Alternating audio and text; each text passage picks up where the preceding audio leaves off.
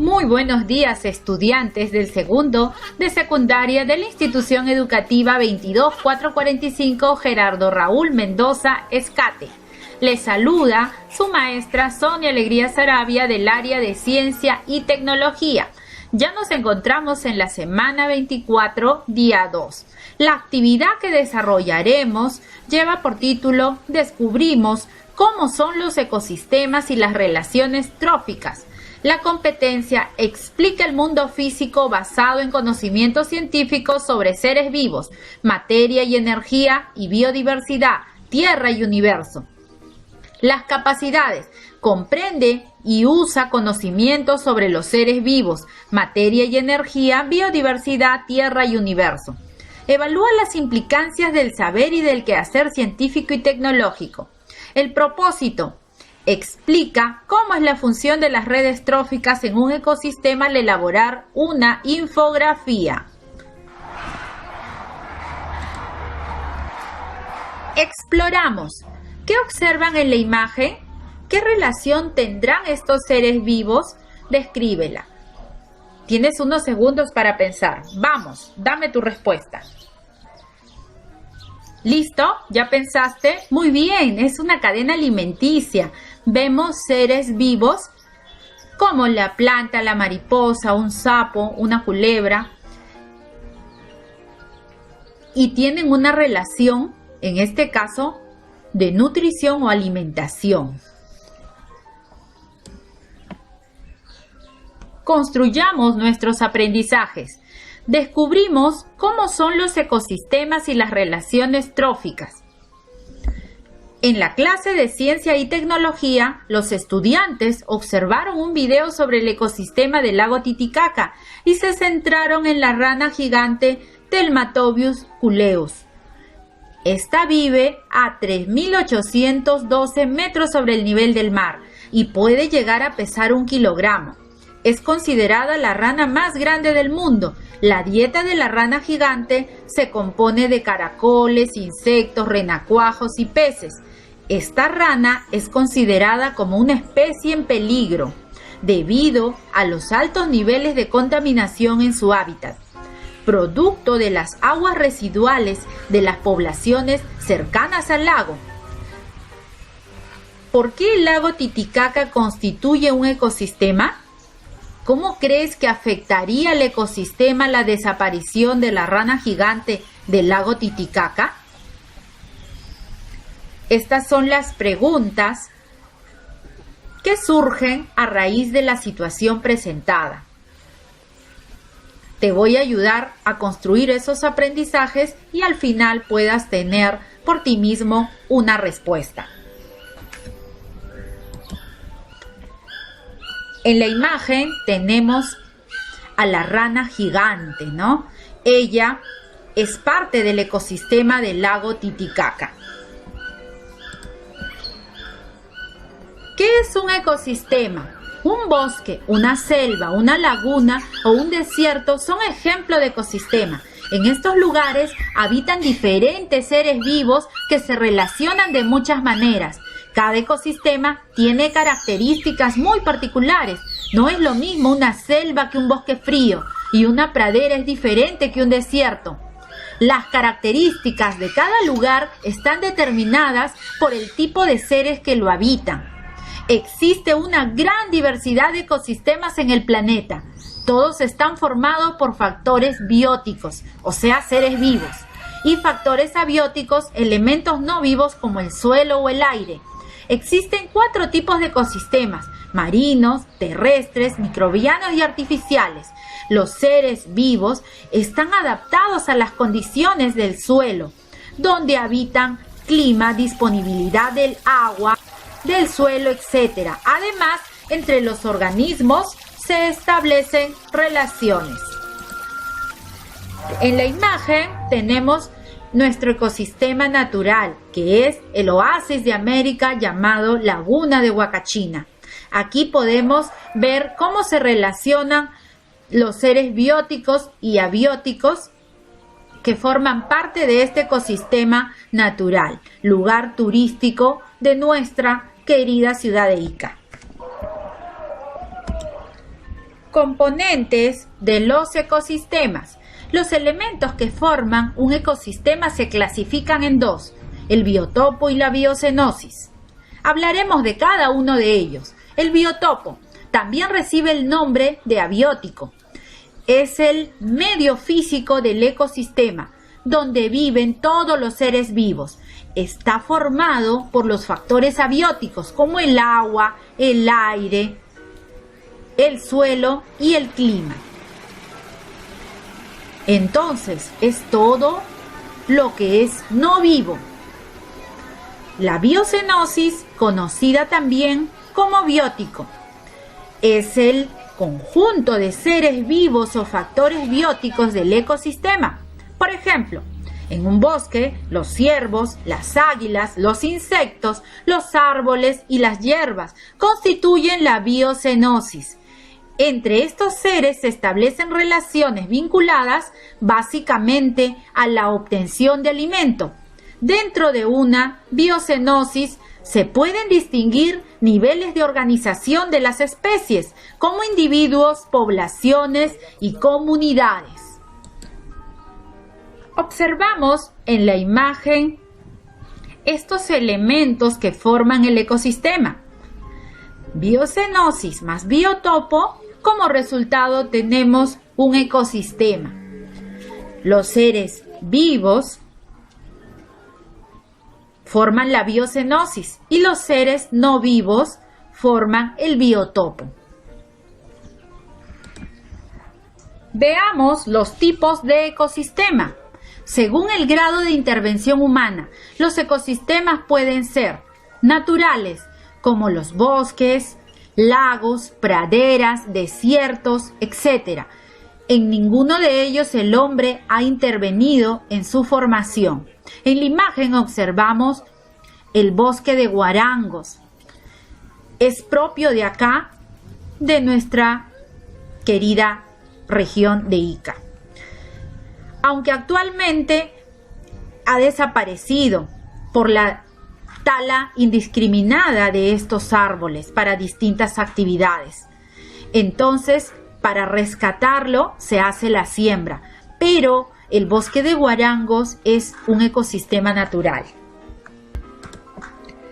Artificiales, como las chacras, represas, parques, jardines, acuarios, etc. En todos estos casos, el hombre interviene activamente en su formación, así como en su distrito. Realizan las actividades agrícolas y vemos hermosos terrenos de cultivo al llegar al distrito de Independencia. Según el medio en que se ubican, los ecosistemas pueden ser terrestres, como los desiertos, las punas, la selva amazónica, la corteza de un árbol caído, etc. Acuáticos, que pueden ser de agua dulce o salada. Los ecosistemas de agua dulce los encontramos en ríos, lagos, lagunas, etc. Mientras que los ecosistemas salados los encontramos en el mar, en los manglares, etc. Mixtos o anfibios, como los que se encuentran en las orillas de mares, ríos, lagos y lagunas. Hemos estudiado todos los tipos de ecosistema. Veamos los factores abióticos. Uno de ellos es la iluminación, que lo da la radiación solar suficiente por transparencia de agua. La temperatura, 15 grados centígrados, es la temperatura óptima. Suelo, rico en materias químicas solubles. El agua, cuando está quieta. El oxígeno, máxima concentración en la superficie y mínima en el fondo. El aire contiene gases como el dióxido de carbono fijado de las plantas para el proceso fotosintético. Hemos visto que estos factores abióticos favorecen el mantenimiento y desarrollo de un ecosistema. La residencia y función de una población. Las poblaciones se desarrollan de una manera diferente de acuerdo a las condiciones que se deben enfrentar en el lugar donde viven. El hábitat es aquel ambiente o espacio que se encuentra ocupado por una determinada población biológica, la cual reside, se reproduce y perpetúa su especie allí, porque ofrece todas las condiciones necesarias para hacerlo. Por ejemplo, el hábitat del oso de anteojos es el bosque de neblinas de la selva alta. El hábitat viene a ser el lugar donde vive, como decir su casa, ¿no? El cangrejo carretero, su hábitat es la playa arenosa. En la reserva de Paracas, en sus playas, hay muchos cangrejos carreteros y otros tipos y otras especies.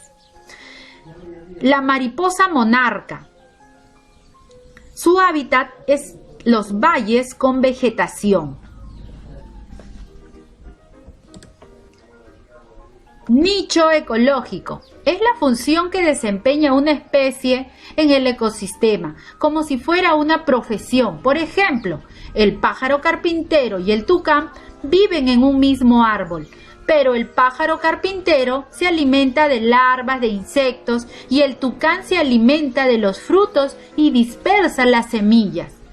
Dos especies pueden compartir el mismo hábitat, pero no pueden ocupar un mismo nicho ecológico de forma simultánea y permanente.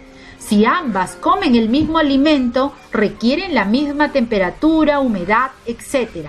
Además, se establece competencia y una de las dos especies, la mejor adaptada, excluirá a la otra.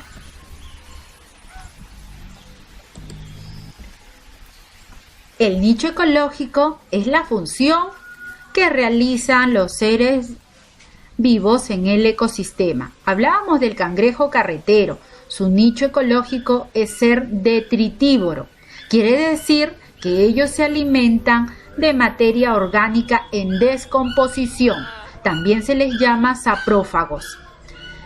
Mientras la mariposa monarca, su nicho ecológico es ser herbívora. Quiere decir que se alimenta de las hojas de las plantas. Cadenas y redes tróficas.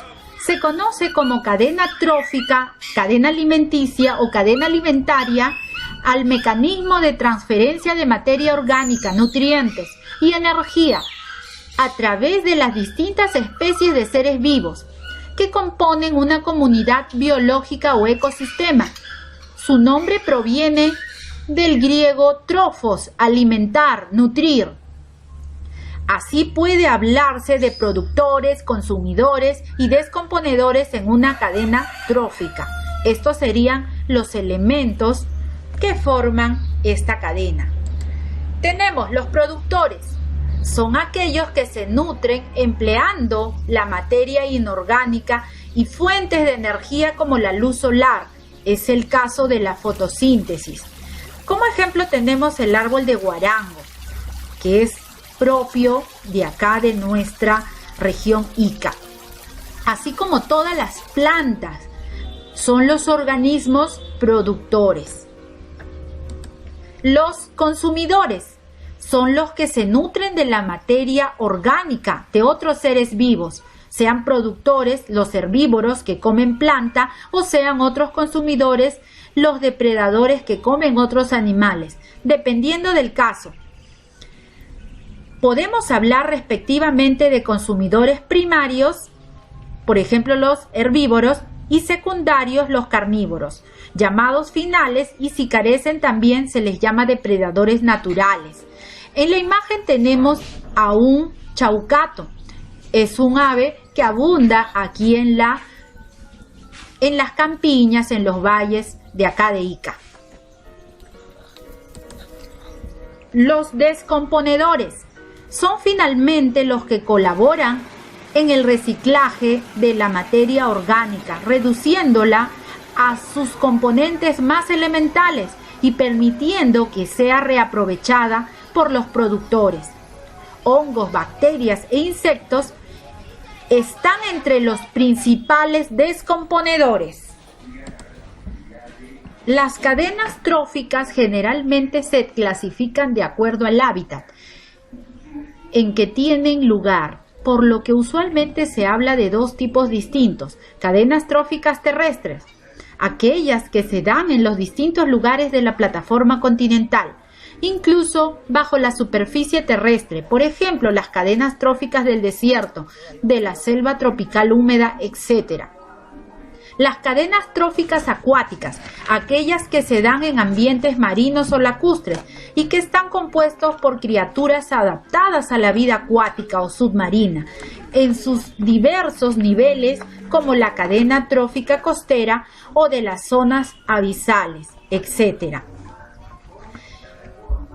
En nuestro mar hay gran cantidad de animales marinos, como peces, lobos marinos, focas y otros animales moluscos que forman parte también de la cadena trófica acuática.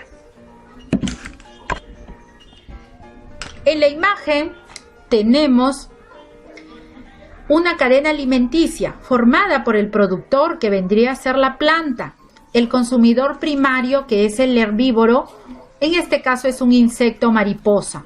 El consumidor secundario vendría a ser la rana, en este caso que se alimenta de otro ser vivo, como es la mariposa. El consumidor terciario sería la serpiente, que se alimenta de la rana. Las redes tróficas en un ecosistema son las diferentes cadenas tróficas que se entrelazan y forman una red trófica, en la cual se muestran las relaciones de alimentación que existen entre todos los seres vivos que la conforman. Entonces, una red trófica, como pueden observar en la imagen, son varias cadenas interconectadas. Allí vemos muchos animales con diferentes colores de flecha que podemos configurar una red alimenticia o red trófica, mientras que la cadena alimenticia está formada por, en este caso, por dos animales y las plantas. Aplico lo aprendido. Organiza la información en una infografía que explique cómo es la función de las redes tróficas en un ecosistema. Vamos, tú puedes hacerlo, ya tienes toda la información necesaria. Hemos llegado a la parte final. Muy contenta de haberlos acompañado en la actividad del día de hoy de ciencia y tecnología. Recuerda, lavarte siempre las manos, desinfectarte. Sé el soporte emocional de tu familia. Seamos positivos, todo va a pasar. Nos vemos hasta la próxima. Se despide de ustedes su maestra Sonia Alegría Saravia. Aprendo en casa.